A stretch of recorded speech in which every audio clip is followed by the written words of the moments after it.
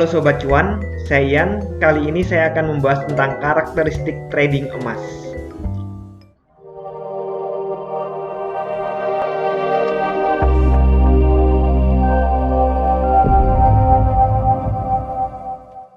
Dalam transaksi emas, pergerakan harga emas memiliki 5 karakteristik yang cukup unik.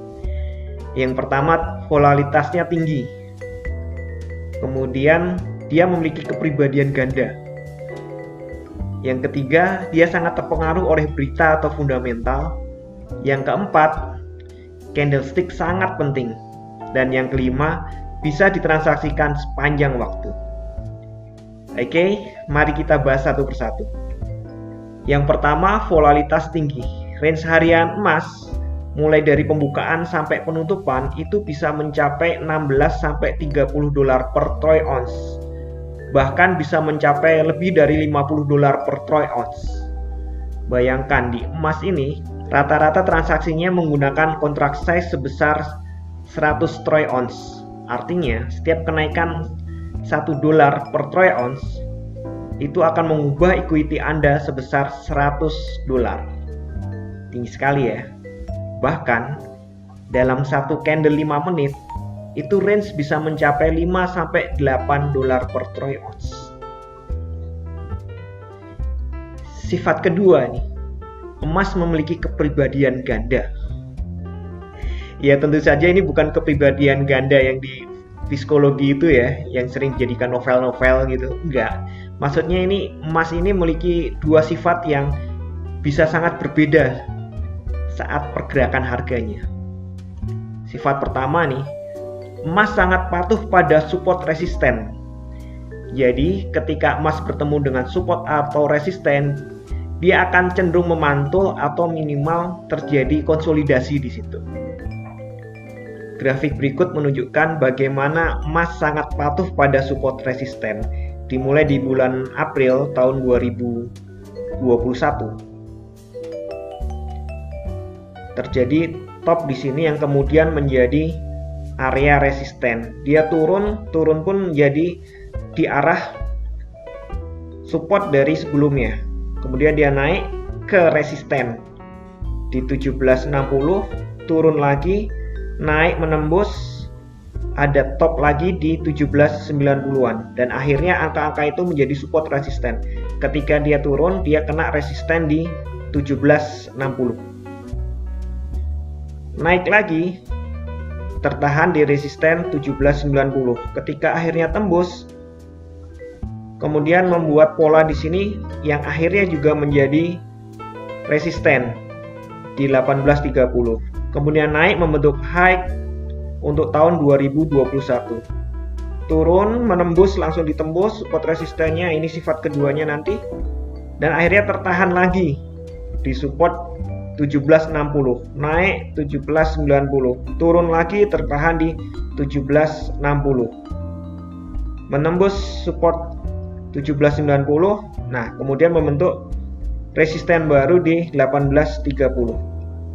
Terjadi double top, turun lagi, tembusnya pun ini kelihatan masih menghormati support di 1760.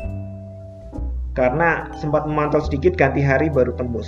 Balik lagi, tertahan lagi di 1790, naik lagi, tertahan lagi di 1830. Jadi triple top, turun lagi, dan tetap masih menghormatin support resisten. Turun di 1720-an, dan ini menjadi double bottom. Dan ini nanti ada pola sendiri. Dan ini terulang lagi, bahkan di 2002, resisten di 1830 masih sangat dihormati. Ini adalah contoh yang nyata bahwa pergerakan emas sangat menghormati support dan resisten. Namun, emas juga bisa sebaliknya. Emas bisa trending tanpa peduli support dan resisten. Ditembus begitu saja. Bahkan juga seringkali tanpa ada koreksi sama sekali. Contoh kasus di kenaikan tahun 2020. Dari harga 1858, dia naik terus sampai 2030 tanpa mempedulikan support resisten, bahkan nyaris tanpa koreksi. Anda lihat yang ini justru tanpa koreksi sama sekali. dia sangat keras kepala dengan bullishnya. Yang ketiga, emas mudah terpengaruh oleh berita atau fundamental, terutama berita yang berhubungan dengan krisis ekonomi atau kebijakan-kebijakan The Fed. Bisa juga dengan berita yang berhubungan dengan keamanan, misalnya terjadi ancaman perang seperti yang sekarang antara Ukraina dengan Rusia, atau yang dulu ketika Amerika tiba-tiba mengirim drone-nya untuk melakukan assassin terhadap salah satu jenderal Iran sehingga hampir saja pecah perang antara Amerika dan Iran. Harga emas langsung naik. Awal tahun harga emas mengalami kenaikan.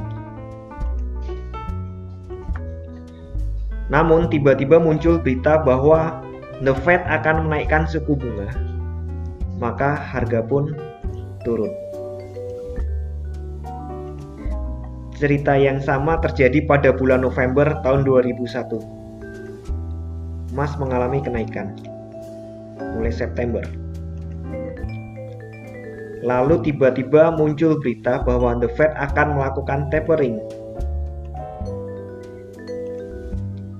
Harga pun langsung jatuh. Jadi karakter emas adalah sangat terpengaruh oleh berita. Pola candlestick dalam emas itu juga sangat penting karena pola-pola tersebut sangat terlihat dan biasanya dipatuhi oleh emas. Contoh pola-pola candlestick yang berlaku antara lain ini adalah pola engulfing, di mana candle kecil kemudian ditutup dengan candle besar, menunjukkan pola pembalikan. Jadi ketika terjadi downtrend, pola berubah menjadi uptrend. Atau candle-candle yang doji itu sudah menunjukkan bahwa tren akan segera berakhir. Tren turun kemudian menjadi cenderung stagnan atau sideways. Dan ini juga terjadi di sini. Tren turun kemudian terjadi doji dan akhirnya justru bahkan berbalik dari tren turun dibalikkan menjadi tren kenaikan. Atau pola-pola seperti double top. Ini pun sangat berguna bagi prediksi harga. Jadi ketika ada double top turun, kenaikannya akhirnya dia ngejar top ini. Jadi ini bagian dari sifat dia bahwa emas pun akan patuh pada support resisten. Pola formasi bendera seperti ini pun diikuti oleh emas. Kita lihat.